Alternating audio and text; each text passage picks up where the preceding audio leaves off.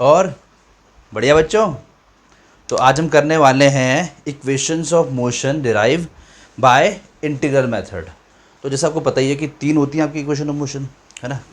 Class 9 से पढ़ते आ रहे हो आप। v is equal to u plus a t, where v is the final velocity of the body, u is initial velocity, a मतलब acceleration और t मतलब time period. Second equation of motion क्या है? s is equal to u t plus half a t square, right. u क्या है तुम्हारा? Initial velocity, t क्या है? टाइम, a क्या है? एक्सलेशन, ठीक है, और s क्या है? डिस्प्लेसमेंट। ये डिस्टेंस नहीं, डिस्प्लेसमेंट है, ध्यान रखना, ठीक है। और तीसरी क्वेश्चन मोशन क्या है? U square is equal to v square is equal to u square plus 2a s। आपको पता ही है u क्या है, v क्या है, s क्या है, यू नो एवरीथिंग। जो ये थर्ड इक्वेशन ऑफ मोशन है, इसमें टाइम का एलिमेंट होता ही नहीं है। देखो आपको दिख रहा है टाइम का वेरिएबल इसमें है ही नहीं। इसका मतलब ये वाली इक्वेशन जो है वो क्या है? इंडिपेंडेंट ऑफ टाइम है। काफ़ी इंपॉर्टेंट है, it is independent of time, ठीक है। तो चलो हम डिराइव करते हैं इनको एक एक करके। तो सबसे पहले हम डिराइव करते हैं v is equal to u plus a t by integral method, okay. तो जैसा आपको पता ही है कि अगर हम बात करें एक्सलेशन की, तो acceleration can be written in this manner. By definition acceleration is what? The rate of change of velocity. तो मैंने क्या किया? Delta v upon delta t लिख दिया। ये इंडिकेट करता है कितना वेलोसिटी टाइम हुआ इस पर्टिकुलर टाइम पीरियड में।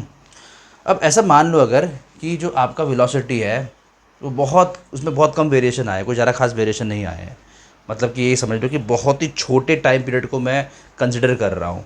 तो ऐसे केस में क्या होगा आपका? अगर आप बहुत ही छोटा टाइम पीरियड कंसिडर कर रहे हो तो ऐसे केस में आपका, आप बोल सकते हो कि जो आपका delta v upon delta T है, उसमें जो डेल्टा टी है ये बहुत छोटा है, बहुत ज़्यादा छोटा। तो इन शॉर्ट आप बोलते हो कि इसकी लिमिट जो है ये है delta t tends to zero. You can say this thing that limit delta t tends to zero, मतलब ज़ीरो के करीब है काफ़ी, ये बहुत छोटा है, ठीक है। तो इस केस में फिर क्या हो जाएगा? फिर से क्या लिखेंगे हम? इसको हम लिख देंगे क्या? D v upon d t. क्या लिख देंगे? D v upon d t. जैसे आपने पढ़ रखा होगा कि डिफ्रेंशिएशन जब हम करते हैं d y by d x करते हैं, इसका मतलब क्या होता है?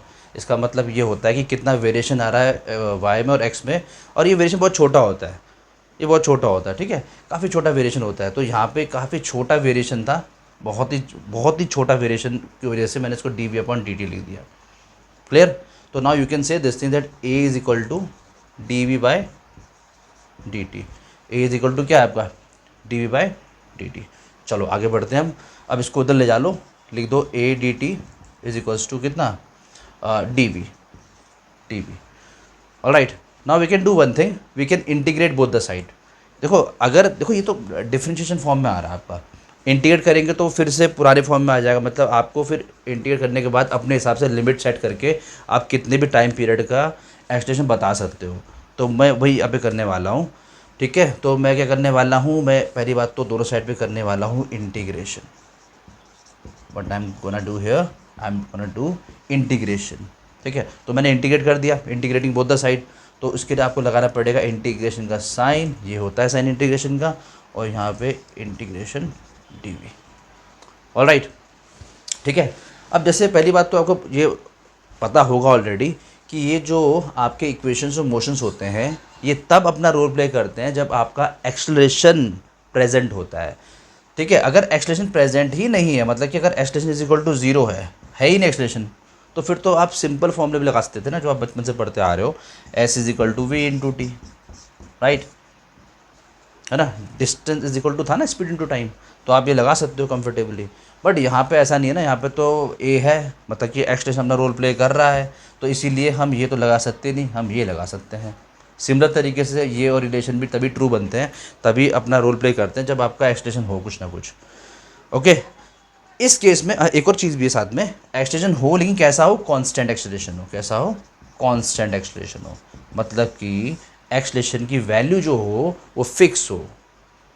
अब इसका मतलब ये नहीं कि आपकी वेलोसिटी फिक्स बोल रहा हूँ, वेलोसिटी तो क्या चेंज होगी ना यार। जब एक्सलेशन है इसका मतलब वेलोसिटी चेंज होना है 100%, because by definition what is acceleration? The rate of change of velocity. तो v तो चेंज हो रहा है, और a क्या है? इस केस में कांस्टेंट है। तो इतना मैंने आपको इसलिए बताया ताकि मैं इसको बाहर ले सकूँ, तो मैं इस ए को बाहर लेने वाला हूँ, बिकॉज ए क्या एक कांस्टेंट है और कांस्टेंट इंटीग्रेशन के बाहर आ जाता है, ठीक है, डी टी, और इसको आप लिख देंगे integration of d v. I hope पता है आपको, है ना, जैसे इंटीग्रेशन ऑफ 5x करना है आपको, तो क्या करोगे आप लोग, इंटीग्रेशन 5x ds कैसे करते हैं हम, 5 बाहर ले लेते हैं, 5 बाहर ले लेते हैं, और इंटीग्रेशन सिर्फ x का होता है आपका, है ना, और इसका करना आपको आता हो, क्या हो जाएगा x²/2 और 5 पीछे से आ जाएगा, तो ये होता है इसका इंटीग्रेशन।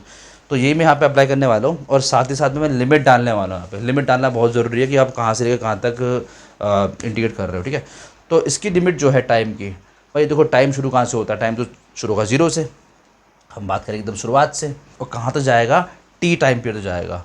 अब वो टी टाइम पीरियड कुछ भी हो सकता है, 5 सेकंड, 10 सेकंड, 20 सेकंड, 30 सेकंड, तो इसलिए हम टी लेते हैं सिंपल तरीके से। Now let's talk about this d v. Velocity कहाँ से कहाँ जाएगी आपकी, जैसे आपको पता है कि इनिशियल वेलोसिटी क्या होती है, यू होती है, और फाइनल तुम्हारी वी होती है, तो आप जाओगे यू से वी तक। क्लियर? अब इसे कर दो इंटीग्रेट आप फटाफट से। तो यार बच्चों शायद आपको पता होगा, याद होगा आप लोगों को, कि जब भी हम इंटीग्रेशन करते हैं डी एक्स का, integration of d x is nothing but x, ये आपका एक्स के बराबर आता है, क्योंकि यहाँ पे कुछ भी नहीं है, मतलब ऐसे मान सकते हैं कि यहाँ पे 1 है, और 1 का इंटीग्रेशन हमेशा एक्स होता है आपका, अगर एक्स की फॉर्म में इंटीग्रेट कर रहे हो तो। बट यहाँ पे क्योंकि हम डी की टर्म में कर रहे हैं, तो यहाँ पे टी आ जाएगा आपका, ठीक है। तो here we can write t, integration करके टी आ गया। अब अच्छा लिमिट डालते हैं इस तरह से, देखो ब्रैकेट बनाते हैं और ऐसे लिख देते हैं, लोअर लिमिट और अपर लिमिट। ओके, अभी इसको पुट करेंगे, बताऊँ कैसे पुट करना है आपने, पहले आप ये देखिए। तो इसको भी कर देते हैं इंटीग्रेट फटाफट से। तो integration of d v will be v, और लिमिट यू से लेके वी तक, ठीक है। अब देखो यहाँ पे इसको इधर कर देता हूँ। जब आप इसको आगे करोगे तो आपको पहले इसको पुट करना पड़ेगा। एक्चुअली लिमिट ऐसे पुट करते हैं हम, अपर लिमिट माइनस लोअर लिमिट, ठीक है। तो चलो पुट कर देता हूँ, ए लिखो, अपर लिमिट कितना टी है, टी लिखो, लोअर कितना है 0, तो -0 कर दो, बंद कर दो ब्रैकेट।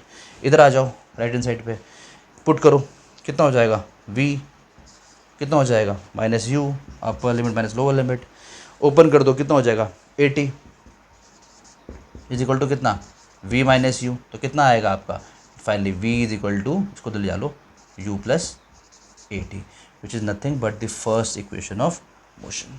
देखो प्रूव हो गई बाय इंटीग्रल मेथड, ठीक है। कॉपी कीजिए, फिर सेकंड बताते हैं आपको।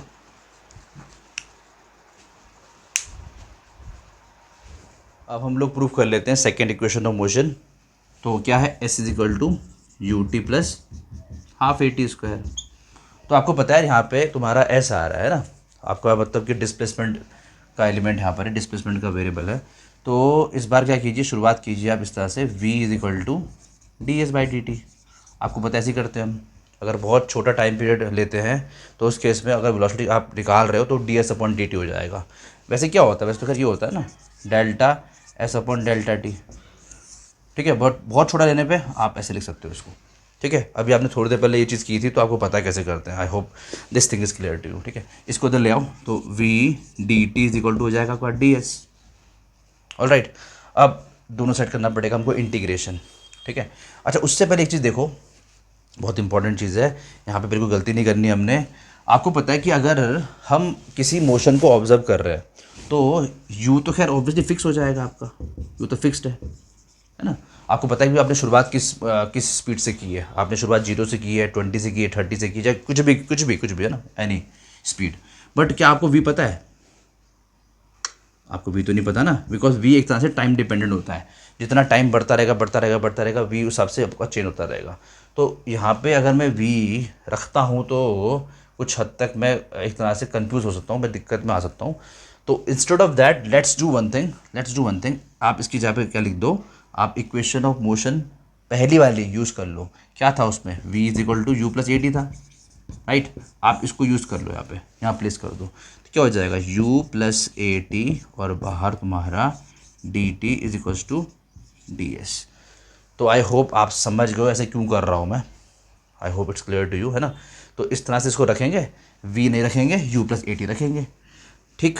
इसको अब अलग अलग ब्रेक कर लेते हैं हम, u d t plus a t d t is equals to d s. Okay, फिर आपको पता है कि इंटीग्रेशन करना पड़ता है हमको, तो इंटीग्रेट कर लेते हैं, इंटीग्रेटिंग बोथ द साइड। तो जब आप इंटीग्रेट करोगे ये क्या हो जाएगा यहाँ पे, इंटीग्रेशन u डी टी कहाँ से कहाँ तक, कहाँ से कहाँ तक। अच्छा एक चीज़ है, यू तो कांस्टेंट है, यू तो फिक्स होता है, तो यू को बाहर निकाल लो। और इसका क्या करेंगे हम, कहाँ से कहाँ तक करेंगे, ज़ीरो से लेके टी तक करेंगे, जीरो से लेके टी तक करेंगे। प्लस लिखिए ए क्या है, ए क्या है, constant, because we are talking about constant acceleration. तो आप इसको बाहर निकालिए, integrate of t d t. Okay, इसकी लिमिट कहाँ से कहाँ तक, ज़ीरो से लेके टी तक, ज़ीरो से लेके टी तक। Now let's talk about D S, इसका इंटीग्रेशन। और इसकी लिमिट कहाँ से कहाँ तक, भाई डिस्प्लेसमेंट शुरू तो जीरो से होगा ना हमेशा, आपकी बॉडी पहले तो रेस्ट पे रहेगी और फिर धीरे धीरे आगे बढ़ेगी, तो कहाँ से कहाँ तक जाएगी, जीरो से लेके एस तक जाएगी। एस हमारा क्या है, फाइनल डिस्प्लेसमेंट है। ओके चलो जी कर देते हैं इंटीग्रेट अब। तो यू यहाँ रखिए, इसका क्या होता है, इंटीग्रेशन ऑफ डी टी क्या होता है, टी होता है, बताया था ना आपको, integration of d x is nothing but x, तो integration of d t will be nothing but t. तो यहाँ पे लिख दीजिए टी और limit lower limit upper limit, clear. Then plus a लिखिए, इसको कर दिए इंटीग्रेट, है ना। तो यही बताया था अभी थोड़ी देर पहले आपको मैंने, और नहीं याद आ रहा तो दोबारा बता देता हूँ। Integration of x D x कितना होता है आपका, ये होता है एक्स स्क्वायर बाई टू, है ना, एक्स स्क्वायर बाई टू। करते क्या है हम लोग, जैसे इसकी पावर वन है तो क्या करते हैं, एक्स वन प्लस वन कर देंगे, पावर में एक प्लस कर देते हैं और फिर नीचे उस सेम चीज़ को डिनोमिनेटर में लिख देते हैं, वन प्लस वन, तो कितना आएगा, एक्स स्क्वायर बाई टू आ जाएगा। तो यही पर मैं करने वाला हूँ सेम चीज़, क्या हो जाएगा, टी स्क्वायर बाय टू हो जाएगा। तो लिमिट कहाँ से कहाँ तक, लिमिट जीरो से लेके टी तक। Now last integration of D s, तो तुम्हारा पता है एस हो जाएगा, और इसकी लिमिट जीरो से लेके एस तक। आई होप इट्स क्लियर, ठीक है। अब फटाफट से यार वैल्यू पुट कर दो इसकी, अपर लिमिट लोअर लिमिट की, तो कितना आ जाएगा u, और जब इसको यहाँ पुट करें टी आ जाएगा आपका, तो t minus zero, because lower limit zero है। देन यहाँ पे देखिए टू तो बाहर आने वाला है, एक कांस्टेंट है तो इसको बाहर निकाल दो और लिमिट डालो सिर्फ इसकी जगह पे, तो t की जगह पे जब t पुट होगा तो टी स्क्वायर बन जाएगा, और जब इसी टी स्क्वायर की जगह पे जीरो पुट होगा तो जीरो आ जाएगा, तो यहाँ पे ज़ीरो लिख दो आप, ठीक है। अब यहाँ पे देखो, यहाँ पे जब तुम डालोगे अपर लिमिट तो एस आ जाएगा, और लोअर लिमिट डालोगे तो ज़ीरो आ जाएगा, तो एस माइनस ज़ीरो, ये हो जाएगा एस, साफ दिखाई दे रहा है एस हो जाएगा। और यहाँ पे देखो ये ज़ीरो है तो ये बन जाएगा सिर्फ और सिर्फ यू टी, यू टी देखो शेप में आ रही है ना, इक्वेशन हमारी आ चुकी है बल्कि। देन प्लस ये तुम्हारा ए बाई टू है, तो चाहो तो इसको वन बाई टू ऐसे लिख लो, और यहाँ पे सिर्फ और सिर्फ टी स्क्वायर आने वाला है, तो क्या हो गया ये ए टी स्क्वायर। तो यही तो है, यही तो है आपकी इक्वेशन जो प्रूव हो चुकी है, ठीक है। तो this is the second equation of motion, copy कीजिए। थर्ड इक्वेशन ऑफ मोशन जो क्या होती है आपकी, v square is equal to u square plus two a s, right. आपको पता है कि इसमें कहीं पर भी टाइम का एलिमेंट होता ही नहीं है, there is no variable of time है, तो ये ध्यान रखना पड़ेगा आपको, ठीक है। हमको पता है कि ए इज इक्वल टू होता है d b by d t, right, and v तुम्हारा होता है d s by d t. यहाँ पे भी टाइम का एलिमेंट आ रहा है, यहाँ पे भी टाइम का एलिमेंट आ रहा है, दोनों जगह पे टाइम तो है आपका। तो किस तरह से स्मार्टली इसको हटाया जाए, ये आपको ध्यान देना पड़ेगा। देखो ये टेक्निक सीखनी पड़ेगी, बहुत आसान सी टेक्निक है, ऐसा कोई बहुत खास नहीं है। शुरू करो इससे आप हमेशा, a is equals to d v by d t, start the equation from here, we know that a is equal to d v by d t. Now एक टेक्निक है, आप क्या करो, मल्टीप्लाई एंड डिवाइड कर लो by d s, multiplying and dividing this equation by d s. Benefit हो क्या होगा, जब आप इसको मल्टीप्लाई डिवाइड करोगे डी एस से, पहली बात तो कुछ चेंजेस नहीं कर रहे आप, जब आप किसी चीज़ को मल्टीप्लाई डिवाइड करते हो सेम चीज़ से तो आप कुछ चेंज नहीं करते हो, बात बराबर हो, फर्क नहीं पड़ता उससे कोई, ठीक है। ये देखो d s by d t क्या हो जाएगा आपका, d s by d t will be nothing but velocity. तो now can we write it in this manner, इसकी जगह पे मैं वी लिख देता हूँ और ये आ जाएगा d v by d s, ये देखो आ गया। अब ना आप ये भी ध्यान रख सकते हो, एक और फॉर्म हो गई, a is equals to v d v by d s, ये काफ़ी इंपॉर्टेंट फॉर्म है एक्सप्रेशन की, मतलब कि एक्सप्रेशन ऐसे भी लिखा जा सकता है आपका, ये ध्यान रखिएगा आप, कभी काम आ सकता है न्यूमेरिकल वगैरह में भी, तो just remember it. A is equal to v d v by d s. अब इसका बेनिफिट क्या है, देखो इसको आप इधर ला सकते हो आप, now you can do one thing this, है ना, आप ये कर सकते हो आराम से कंफर्टेबली। पता है आपको क्या करना पड़ेगा इसके बाद, इंटीग्रेशन, तो इंटीग्रेटिंग बोथ द साइड तो जब आप दोनों साइड इंटीग्रेट करोगे यहाँ पे आएगा साइन इंटीग्रेशन का, ए क्या होता है, कांस्टेंट होता है, बाहर निकाल दो, ds लिखो, लिमिट डालो कहाँ से कहाँ तक, 0 से लेके s तक, है ना। यहाँ पे v dv कर दो इंटीग्रेशन, लिमिट डालो कहाँ से लेके u से लेके v तक, ओके। अच्छा हाँ, पिछले वाले इक्वेशन में आपका ऐसा कुछ सिनेरियो बन रहा था v dt, है ना। तो फिर मैंने क्या किया था, मैंने v की जगह पे लिख दिया था क्या, u प्लस ए टी, क्योंकि जब मैं इसे करता इंटीग्रेट तो आपको साफ दिखाई दे रहा है कि ये v है और टी के रिस्पेक्ट में इंटीग्रेट हो रहा था, जो पॉसिबल था भी नहीं हमारे लिए, है ना। तो हमने फिर क्या किया था, हमने u प्लस ए टी लिख दिया था, बिकॉज u तो कांस्टेंट होता है और जो तुम्हारा ए है वो भी कांस्टेंट है, तो फिर टी की टर्म में फिर वो आराम से इंटीग्रेट हो गया था। बट यहाँ पे तो मामला अलग है, यहाँ पे कोई टेंशन नहीं हमको, यहाँ पे v जो है वो dv के रिस्पेक्ट में ही इंटीग्रेट हो रहा है, तो आराम से हो जाएगा, राइट। तो इसको बाहर रखो, इसे करो इंटीग्रेट, ऐसा आ जाएगा आपका, s लिखो, लिमिट डालो 0 से लेके s तक, इसे करो इंटीग्रेट, पता है क्या होता है, integration of x dx is equal to what, x 1 plus 1, ये 1 है ना, और 1 प्लस 1 कितना आएगा, एक्स स्क्वायर बाई 2 आएगा।